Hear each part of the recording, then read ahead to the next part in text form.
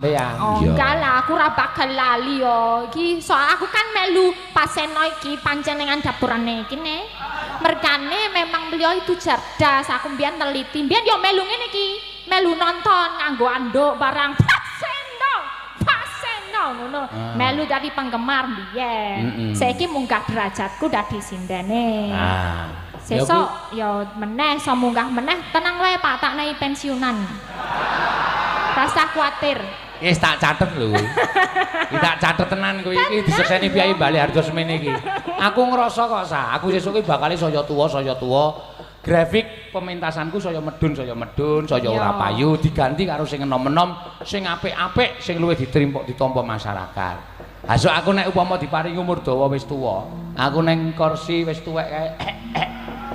Kowe liwat ngono tak lur wisa ngono ming. Nggih, Pak. 12 iso tak sawat boto ndasmu.